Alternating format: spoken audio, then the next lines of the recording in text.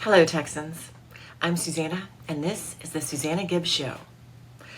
Now, I know most of you are from Texas who are listening to this, but there's some of you who are not. And I want to tell you a little bit about Texas. Texas is big. It takes pretty much all day to drive from one side. Not pretty much, it does. It takes all day to drive from one side of Texas to the other. There have been people who've called and said, hey, I just got into Texas. And we're like, we'll see you in 8 hours. So that level of determination, it requires a level of grit as well. And then there's this other myth that we all grew up with, that Texas chose to be here. That at any time, Texas can choose to secede from the rest of the United States. That's a whole other story. But if you have a level of determination and grit and you chose to be here, I think you can be a Texan too. Our next guest he's a lot of fun, actually. His name is Andrew. He's a lender and a real estate advisor. And, we have these podcasts, which we talk to artists, we talk to entrepreneurs, we talk to idealists about how they do it and why they do it. And as an insurance agent, I get the opportunities to revisit with my clients year after year. How's it going? What's going on? What's changed? And as this podcast develops, we love to have our guests back. And so this is one of those, I'm kind of excited to have him back to see whatever he's been up to over the past year. At the end of this, we're going to give you an insurance tip, trick, story to send you out into the world a little bit smarter, more knowledgeable. So yeah, thank you for choosing to be here with me today. And now, on with the show. On the podcast with me today, we have Andrew Postell, and he is here to talk to us about all things real estate investing. So thank you so much for being here. I appreciate your time. Thank you, Susanna. Great honor for me to be here. Thank you. So before we get into the real estate investing, which everybody's going to want to know about, walk me back to when you graduated from high school, you took an interesting career path. Oh, yeah, my interesting career path was I joined the United States Marines. It was a very good experience for me. It was very hard, but I needed something to iron out a few wrinkles in my life, personality, work ethic, and it really helped. So that was my interesting career choice.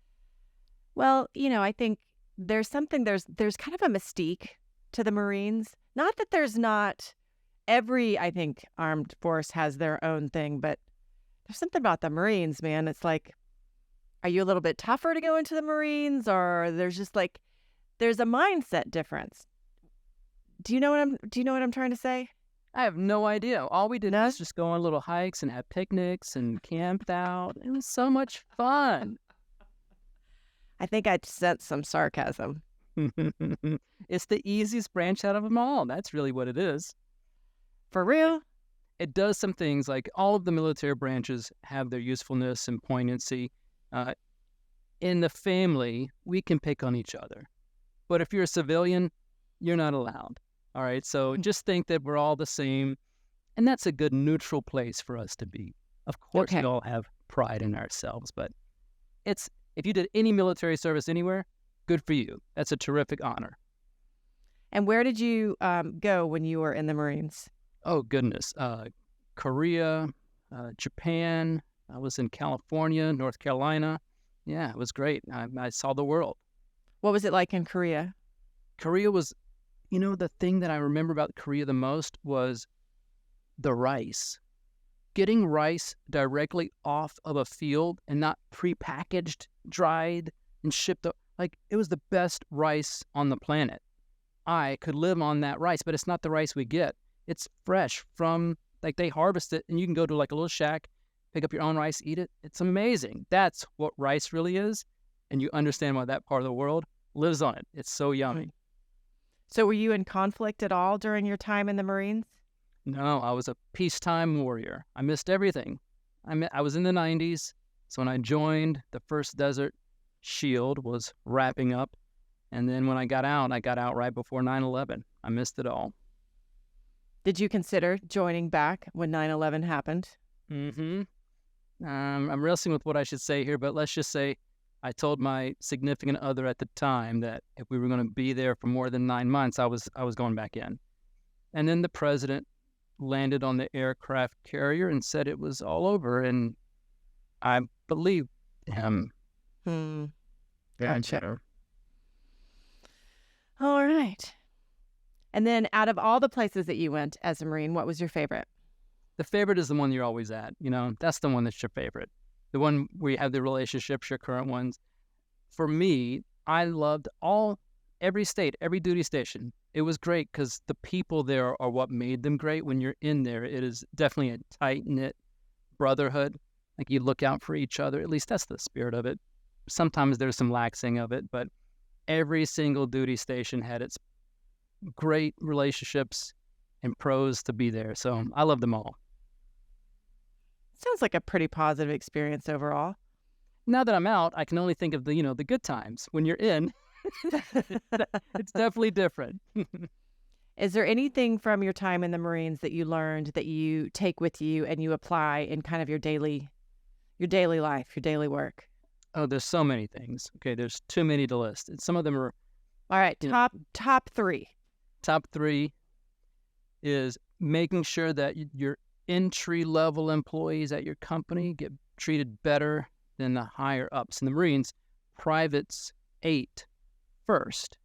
Just in case food ran out, the generals didn't get any because their life was pretty sweet, all right?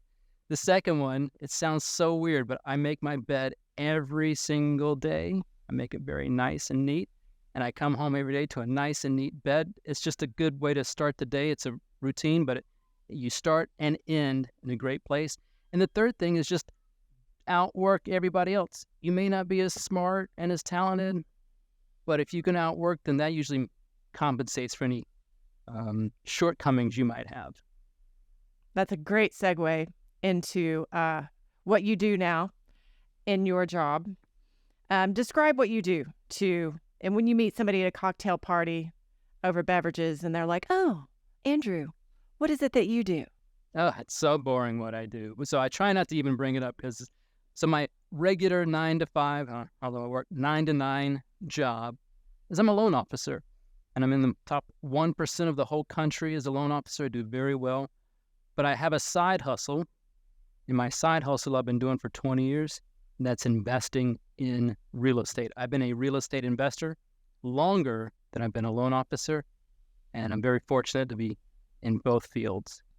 Do you tell people in this, made up scenario cocktail party, do you say I'm a loan officer or do you say I'm a real estate investor? Suzanne, I'm so terrible in public places. Like if is there a dog around? Maybe I'll go hang out with the dog a little bit. There's dogs and kids. Yeah, it's like I try very hard to be social and outgoing. I still struggle with it, but usually in a cocktail party, I want to ask the questions and be the listener and not talk about myself very much. Gotcha. So what do you think because I know everybody wants to be a real estate investor. They want to get into it. What is the number one thing? I want to do this two ways. The number one thing that people ask you and the number one thing that you tell them. The number one thing that I tell them is that only 4% of Americans have 2 properties. 2. Only 4% have 2. It's really, really hard. It's really hard. I mean, homeownership by itself is very difficult right now. Finding affordable housing, it is in the headlines. People debate it, and it is necessary to do so because a hard-working, the regular average family cannot get a house right now, and that's very bad. That's not good for society and our economy. So the number one thing I tell people is like, hey, it's really hard to do this. If you can do it at all, you can be very thankful that you did, but I don't want to sugarcoat how hard it is. Now, the number one thing that people ask me is, how do I get started? And usually I tell them, hey, let's get started on your own primary home. If you don't own any homes, you don't even know if you like real estate. Real estate might be not your thing at all. So let's start with your own home first and then feel it out. And if you like it, then we'll go to the other ones. What determines whether, I mean, you like having your own home? You like doing the own maintenance or the permanence of it? The people are so different. I mean, everybody's different, right? Sometimes just being in debt drives some people crazy. I can't be in debt. I lose sleep. All right, maybe this is not your platform to invest. So sometimes people can't understand the concepts of it until they're in it. And sometimes you just need that real world experience to figure out yourself what you dig. We're talking about investing. So when I speak about investing, I mean your extra money, that you have. So you got to live below your means. I got to sacrifice. Yeah. Buying a house causes me to sacrifice anyway. Yep. That's why only 4% of Americans do it. What's your stance on debt? Because I know, like, I was talking to my dad once and I said, man, this business debt I'm carrying. He was like, it's good debt, though. The phrase good debt. People like, it's good debt. You write it off. Who cares that you're carrying debt? Yeah. This goes back to people's personalities, right? There are some debt gurus out there that have very extreme perspectives on debt. And rightfully so. The people that they are speaking to are hundreds of thousands of dollars in debt and they're making $20,000 a year. Like, they need to have a very rigid, in-your-face opinion to get them back on track. So if you're responsible, you're not in that category, but some people need to be in that category. I'm like you. Well, maybe I don't know. I don't want to assume too much. I'm millions of dollars in debt. Okay, Suzanne, I'm millions of dollars in debt. But I have millions more in real estate value. That you're making money off of. So, yes. Yep. What is the deal with, have you seen a big difference as Airbnb has become more popular? Has it changed the real estate investment landscape? The thing that's really changed the real estate investing landscape the most is the online presence of people who talk about things that aren't accurate, let's call it. Accuracy is not really the selling point to a lot of these commercials or videos that we might see online. The thing that gets your attention is how sexy they are. Look at all this money I make without doing any work. That's not the reality of it. Short-term rentals are a viable platform if you know what to expect. They are tons of work. Tons. Imagine somebody leaving your home every day, having to clean it. You got to have 3 sets of linens, all these. And there's a lot of money that you have to use out of your own. I mean, you got to furnish the property. How much? 10, 20,000 to furnish some of these homes? So the amount of money you need to enter it is a lot larger than a traditional long-term property. I don't want to bash it. Every time that I go travel, I stay in a short-term rental because I love the flexibility of it and the privacy. I'm in a hotel. I have neighbors. I get loud. They get loud. There's all sorts of benefits to it. But the cons just need to be out there in a realistic way so that people know what to expect. You can certainly make money, but the right expectations need to be out there too. What do you say to, there's some, like, because I've heard people, the Airbnb industry is ruining the housing market because there's so many investors grabbing up the homes that would normally be going to single families who are trying to buy homes. Yeah, I think that this is a very pertinent critique of any real estate investor, me included. I have multiple properties. Those properties are not there for the average person to purchase. I think that's a fair critique of it. So, okay. Didn't think you were going to go there. Yeah, I mean, let's be honest about what it is. Like, we live in a Western society where what's enough? There's no definition of enough, but yet we're still pressed to continually have more and more and more and more. I'm probably okay for the rest of my life. Why do I need more? I don't know. There's just something in me. So yeah, I can bring any criticalness of the platform. I think a lot of it needs to be spoken about and debated for sure. Do you think the different cities, towns, states even that are looking to shrink the Airbnb industry are going to make a dent in what you do, or? Not in what I do, no, and not really in what they do either. So let's say today all short-term rentals are outlawed in my town. Okay, all I Which gotta they do did in Dallas, right? Dallas Yeah. is like, we're cutting you off. And there's several cities across the country that have been doing this. So if I have a short-term rental property, I just have to do a small little adjustment in my business model and just do midterm rentals. I'm still going to be a multimillionaire. Is it really that big of a deal? I don't know. I'm in the industry, so I can kind of be critical of us in a way. But there's lots of neighborhoods and towns and cities that do short-term rentals very well. And it's the residential neighborhoods that are, like the suburban home places that are like, hey, we don't want these crazy parties going on a school night for my children. Again, I think that's a valid point. But there's lots of beach towns and communities where they do support them. So I don't know. I think you can still make money doing that model, just in a little bit different of a method. How many properties do you have? Do you share that information or no? Yeah. I have 15 right now, and at the end of the year, I will have 17. Good for you. Are they all in Texas? They are now. Yeah, I'm under contract on my last Florida home. So I had a bunch of properties in Florida. I'm under contract on my last one, and it closes on July 15th. And then I'll buy 2 more here in Texas. Very good. What do you think the hardest thing is about what you do? Yeah, it's the capital and the time and the energy and the sacrifice that you have to make to get to this point.